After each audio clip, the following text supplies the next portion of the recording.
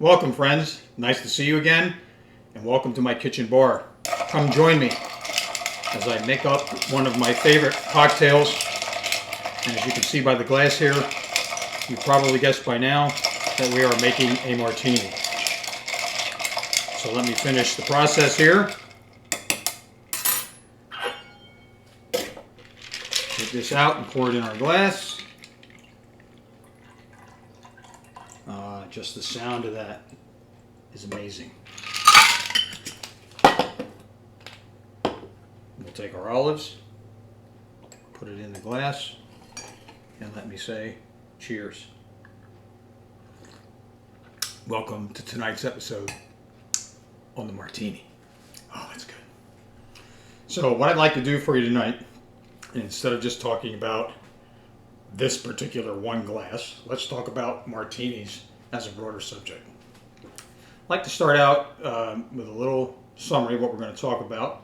Talk about a brief history of the martini. There are volumes written, so I'm not going to get into that in too much depth. I'm going to talk about the ingredients, as you see here with my friends on the table. We'll talk about some of these ingredients and break them down. I want to talk about this particular glass that you see right here. Wonderful little invention. And then I'm also, by the time I'm done here, I'm going to make another one for you because I'm going to have this one while we chat. So let's talk a little bit about the history of the martini. There are a number of stories. There's been a lot written about the martini, and who knows what's true. So here we go. First theory is that it started out as a martinez, named after the city of Martinez in California, which was prominent during the gold rush in the 1880s in California. Martinez is a completely different drink, but it is a gin-based drink.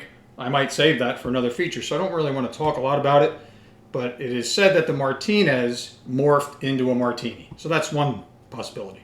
Second possibility is that some random miner in San Francisco was on his way from San Francisco to go to Martinez, the city of Martinez, to go dig for gold.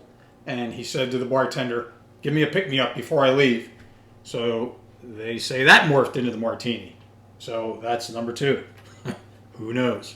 And then finally, number three. There are more than three, but I'm sticking it. This is where I'm ending it. It is also supposedly named after the popular Martini and Rossi vermouth. Supposedly, some of this splashed into a glass of gin, and voila, the martini was born. So you believe what you want. All I know is that the martini is a fantastic drink. It's been served for centuries now. So it kind of went out of favor during Prohibition and then made its way back. And it is the fourth most popular cocktail now, along with the Negroni, the whiskey sour, and I'm forgetting the other one. But it's a very, very popular drink. Or the Old Fashioned. The Old Fashioned is supposedly the number one cocktail, according to some source that I was looking at. So let's talk about the ingredients that are here in the glass. Let me take a little sip first.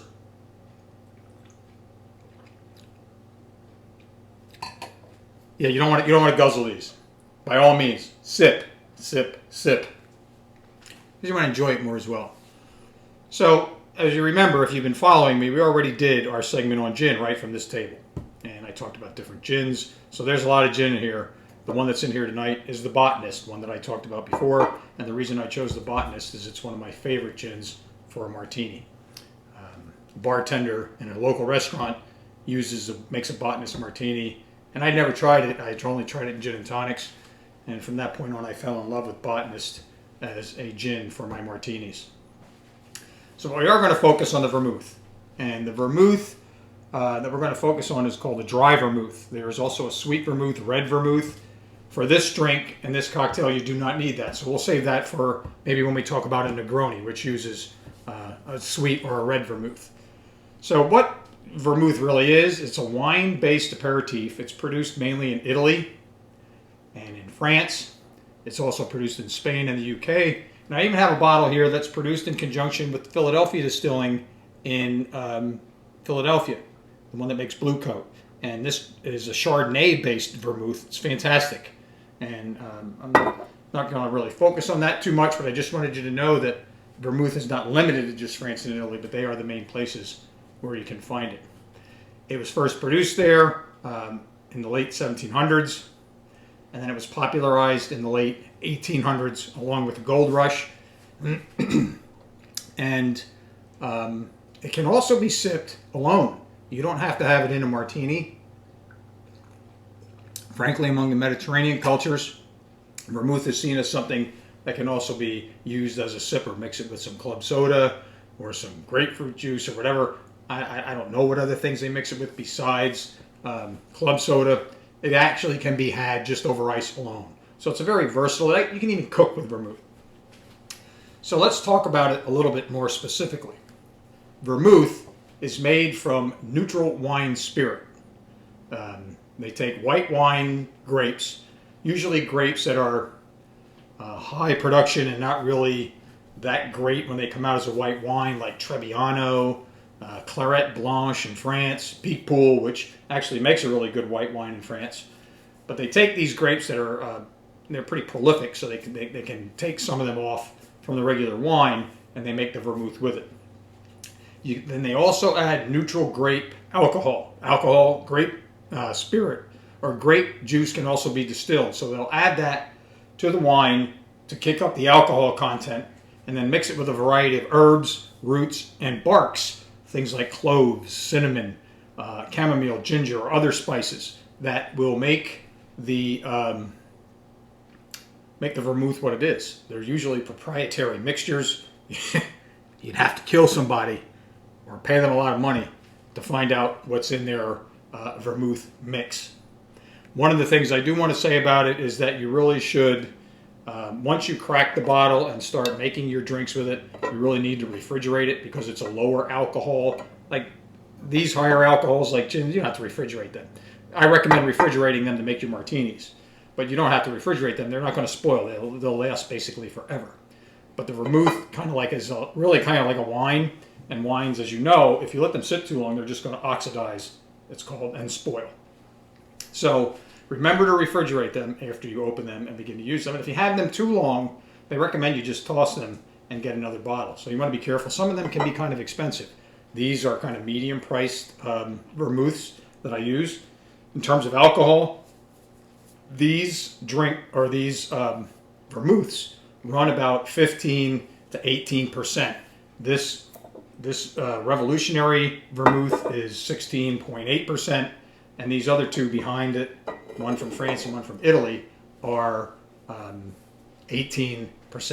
So when you have a sip of this, you're going to feel it going down, even when it's cold.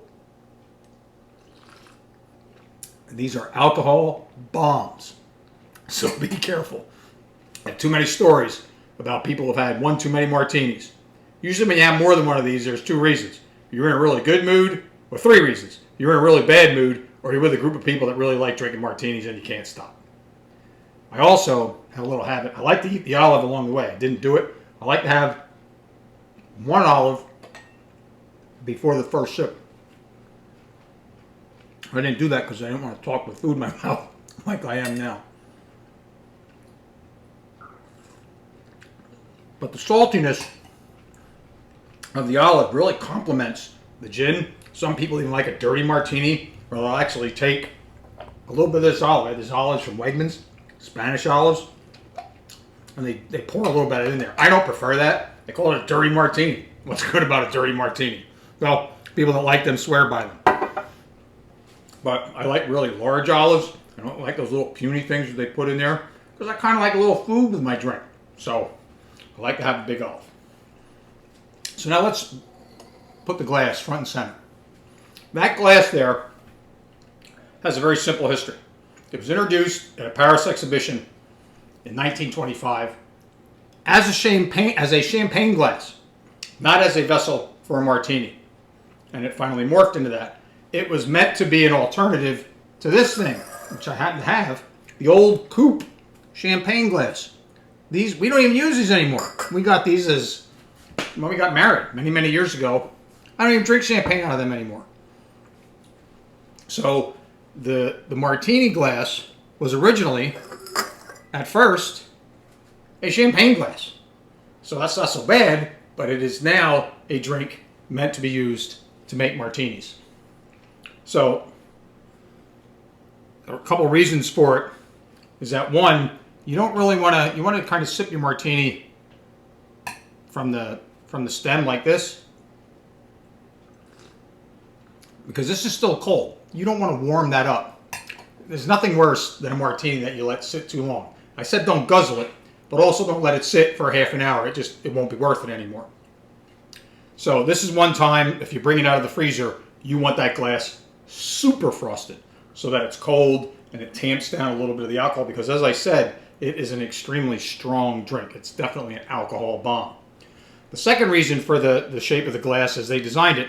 You see the triangular shape here, the steep slopes. It was meant to keep the ingredients in this glass together. So that was the reasons for this glass becoming the way that it did. And also, it's a nice support, as you see here, for whatever kind of garnish. Some people garnish it with olives. If you garnish it with the little round onions, pearl onions, then they call this drink a Gibson. Who knows why they changed the name, but some people like their martini with those little pearl onions in it.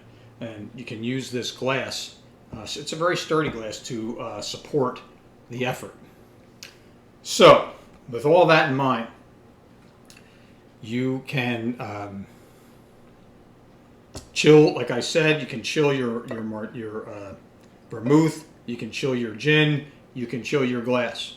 I do want to say something about the this concept of other teenies, vodka teenies, apple teenies, watermelon teenies, mocha teenies, whatever teenie you might like.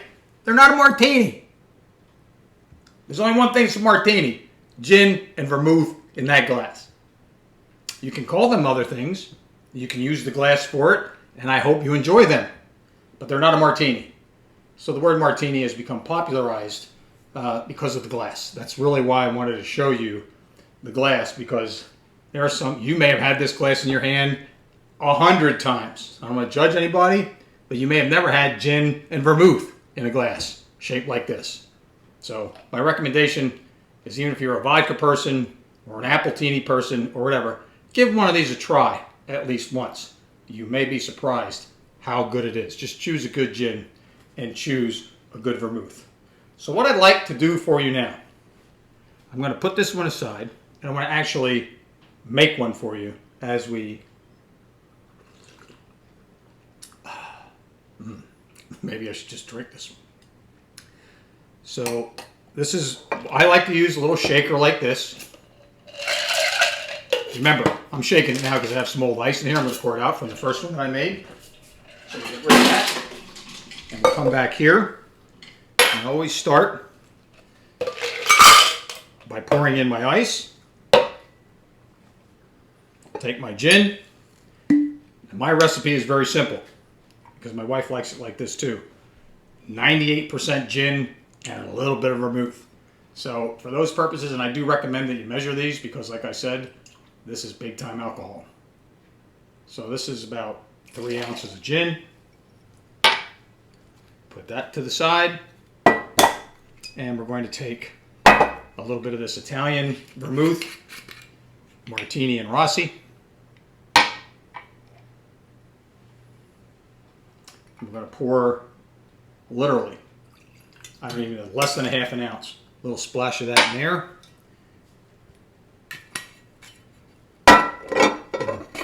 True to my word, I'm going to grab you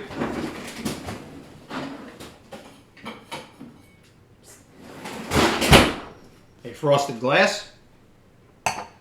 Notice the frosting on that. And I'm now going to, unlike James Bond, there will be no shaken, not stirred here.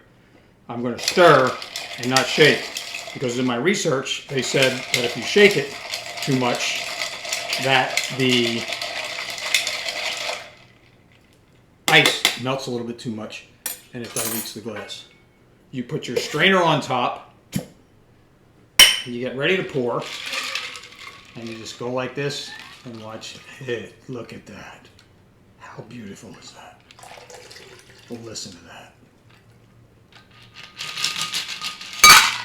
You put that down, you take your olive, and you garnish. And voila. And suddenly, as you see, people will flock to steal your martini. So to all of you, see, you gotta love it. Go find yourself some good gin. Go find yourself some good vermouth. And I hope that you can enjoy yourself a nice martini. So until we see you again next time, cheers.